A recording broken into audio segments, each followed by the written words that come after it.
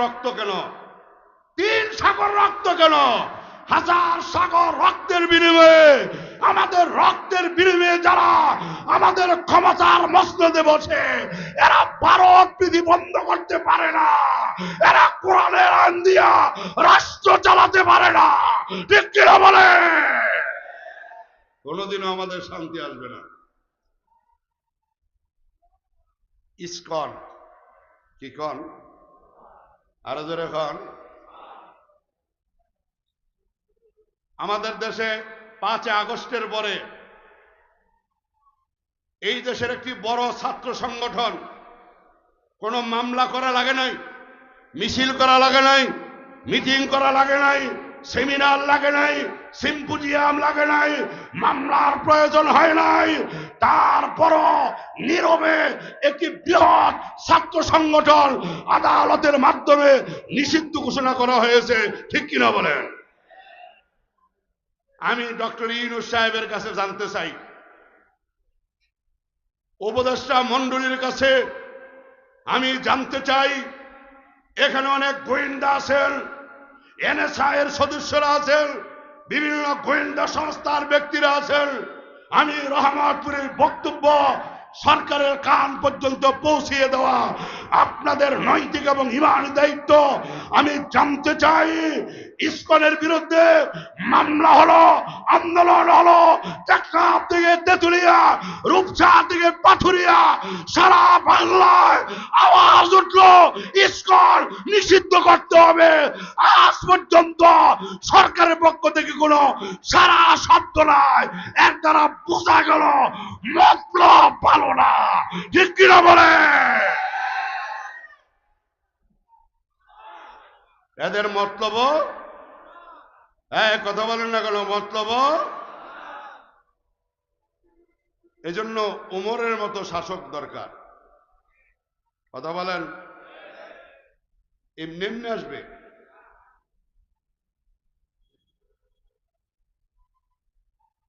খলিফাতুল মুসলিমিন উমর বলে, ও রাখাল, তুমি আমাকে চিনছো কিনা? রাখাল ছেলে জবাব দেয়, আমি আপনাকে চিনি নাই। উমর রাদিয়াল্লাহু তাআলা বলে, রাখাল, আমি উমর ইবনুল খাত্তাব, আমি খলিফা উমর। রাখাল ছেলে নামটা শুনতে দেরি, কানতে দেরি নাই। আল্লাহু আকবার। অনেক সময় দেখবেন কথা কনের লগে লগে চোখের নেই বলে, আর এটা আবার আমরা আগের তারার মতো তামসার চোখের পানি না। আগের তারা মাঝে মধ্যে কানতো না, তামাশার কান্না, লোক দেখানো কান্না।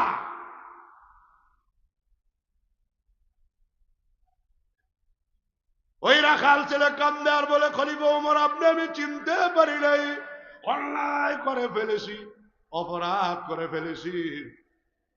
তার ভয় হইল ওমর যে গরম, রাস্তা দিয়ে গেলে শয়তান রাস্তা দিয়ে যায় না।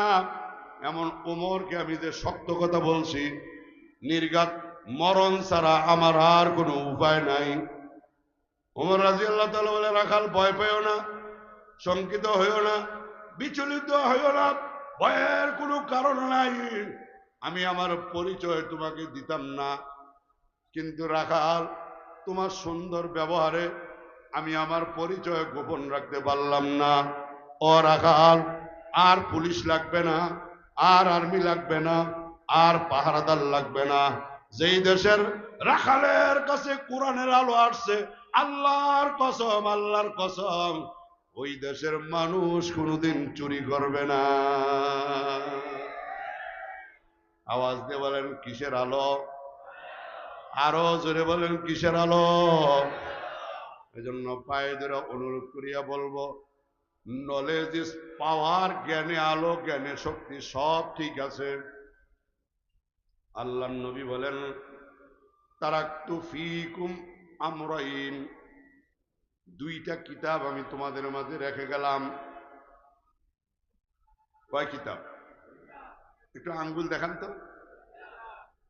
আলহামদুলিল্লাহ, হাত নামান।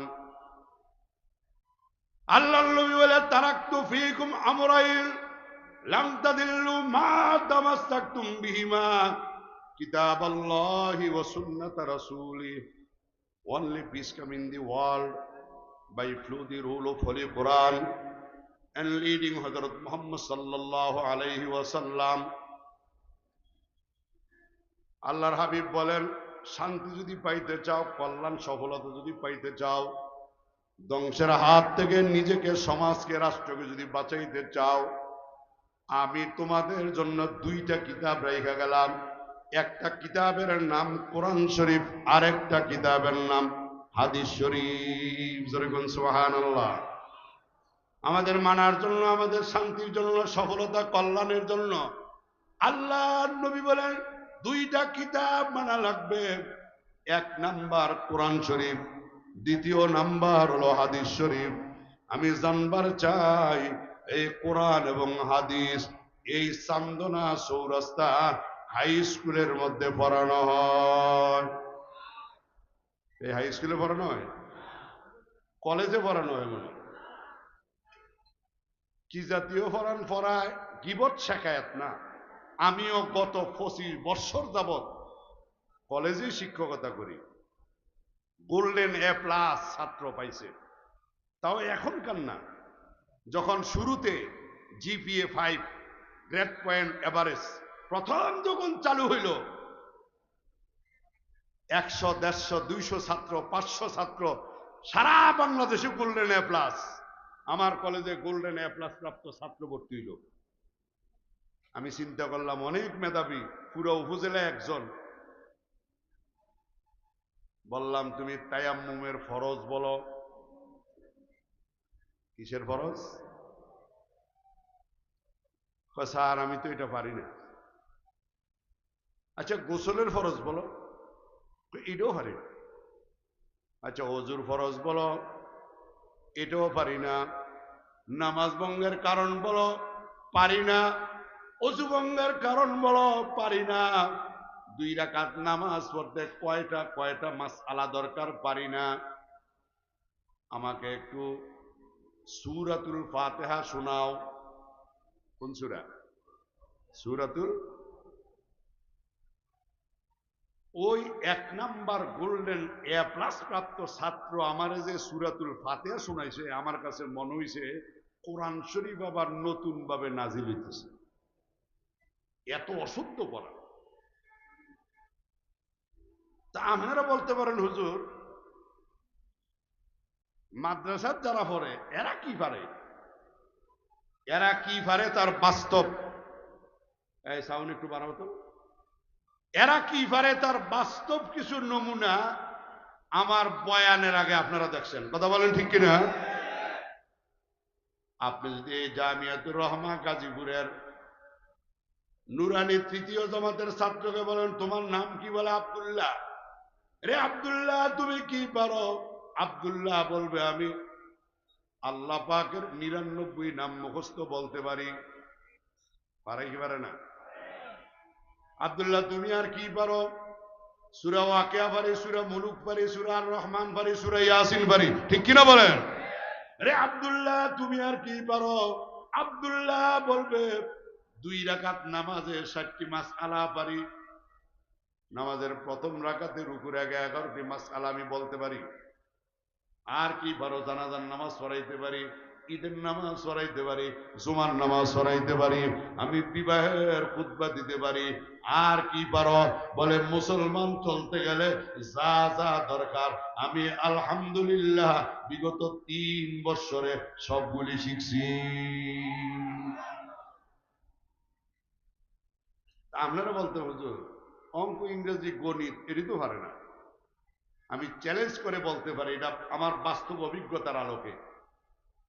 আমার ক্লাসে কামাল হোসেন একজন খুব মেধাবী ছাত্র, হাতের লেখা খুব সুন্দর, মুক্তার মতো।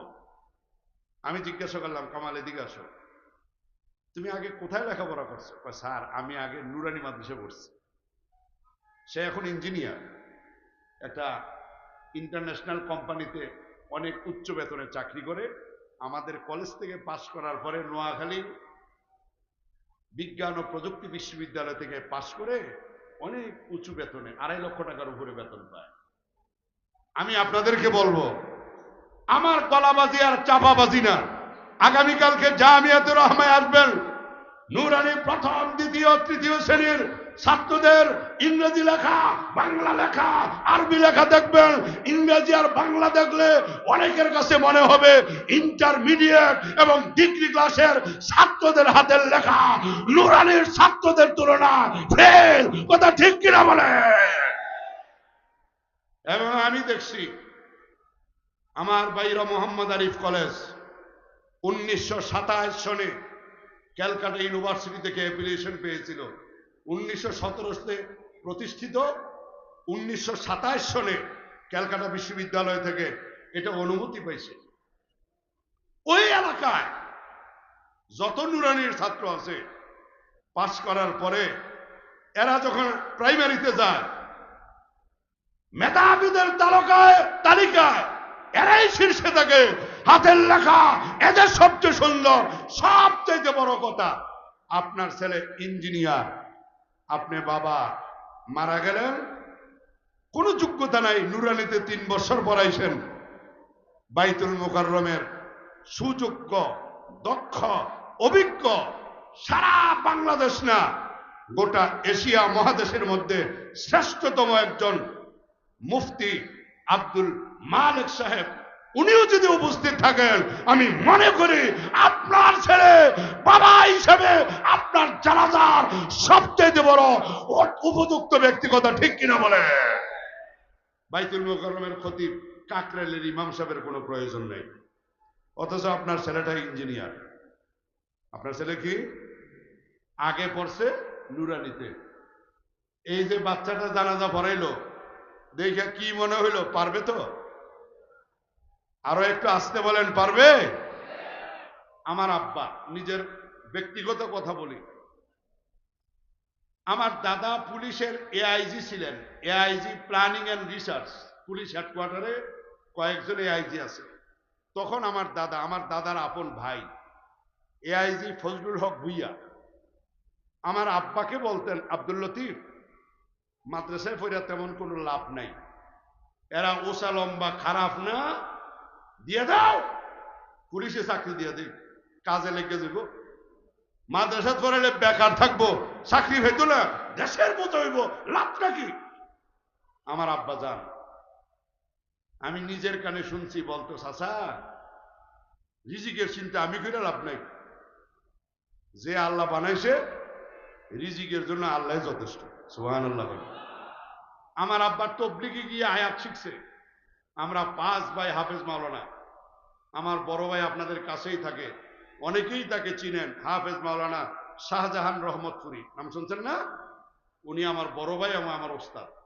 আমি হেফজখানায় আমার ভাইয়ের কাছে হেফজ করছি।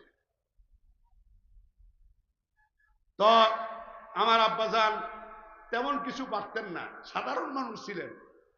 আমার আম্মা বললেন, ছেলেরা আলেম হাফেজ মাওলানা হইতেছে, এক কাম করেন, তবলিগে যান গা। এক চিল্লা 40 দিনের জন্য ভাড়াইছে, যাইয়া যখন মজা লাগিয়ে বইছে, আমরা না জানাইয়া 3 চিল্লা 4 মাসে নাম লাগাইছে। আলহামদুলিল্লাহ হইতেন না?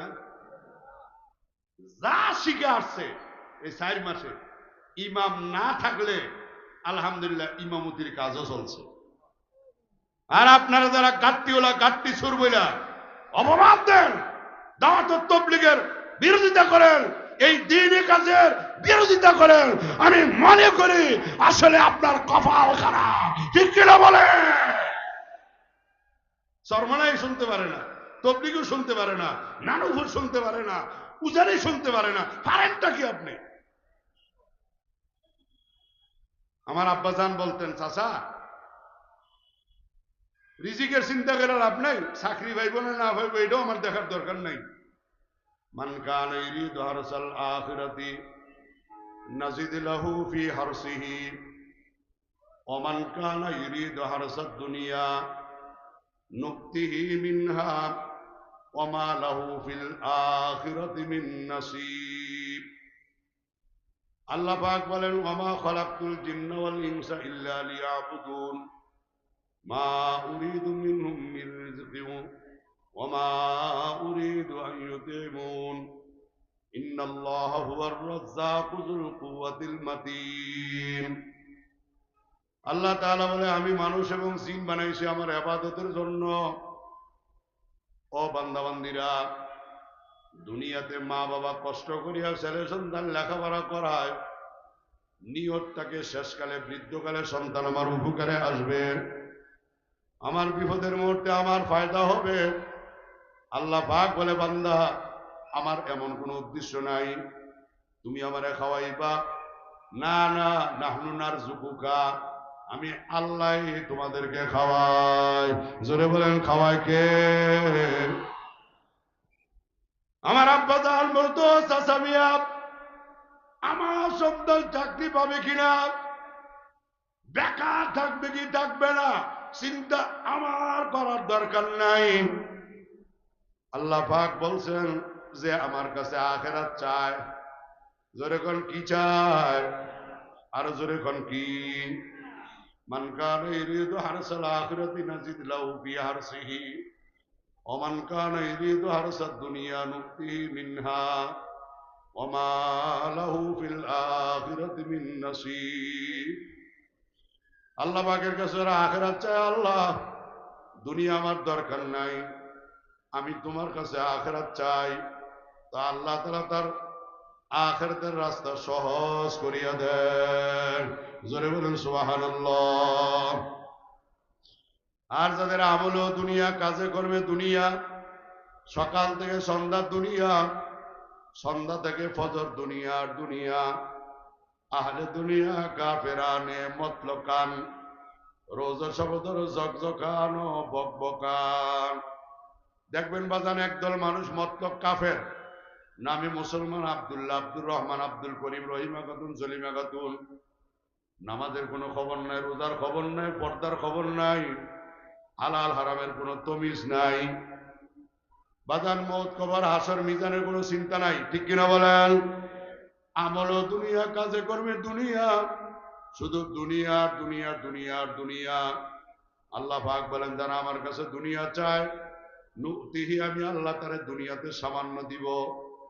ওমা লাহু ফিল আখিরাতি মিন নাসিব, কিন্তু আমি আল্লাহর কাছে সে আখিরাতে কিছুই পাইবে না। জোরে বলেন নাউজুবিল্লাহ।